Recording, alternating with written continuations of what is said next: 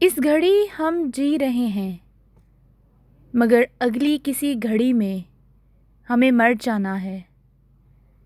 जिस तरह ये जीना सदा का जीना नहीं है, उसी तरह वो मरना भी सदा का मरना नहीं होगा।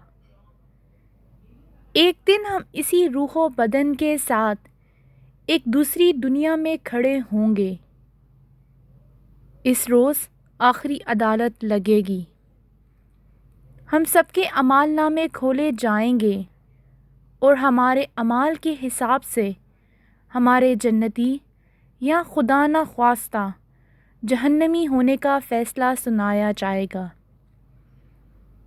हम में से हर शख्स उस दिन जहन्नुम के दर्दनाक अज़ाब से बचना चाहता है और आखिरत में कामयाबी का तलबगार है। मगर हमें ये बात जान रखनी चाहिए कि वहाँ कामयाबी का सिर्फ़ एक रास्ता है और वो तक़वा का रास्ता है। इरशादे बारी ताला है, आखिरत का घर बेहतर है उन लोगों के लिए जो तक़वा इख्तियार करते हैं। तक़वा के हसूल के लिए सबसे मौसर तरीक़ा रोज़ा है।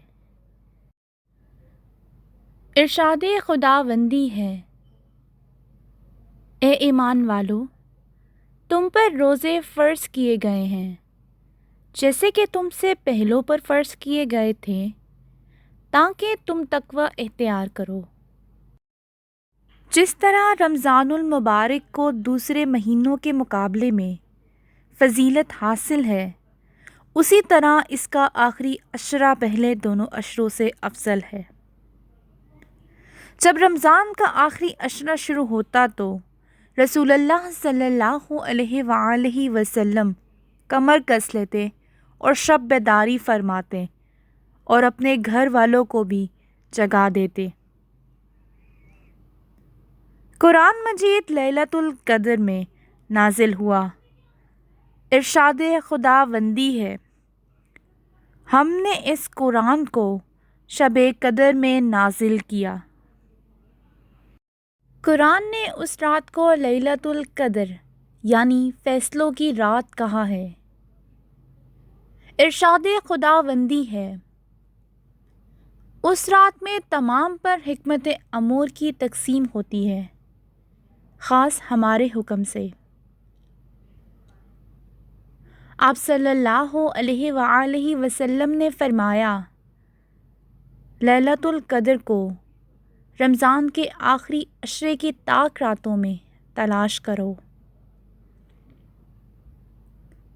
जो रहमतें, बरकतें और खुदा से कुर्ब के मौक़े इस एक रात में हासिल होते हैं, वो 1000 रातों में भी नहीं हो सकते।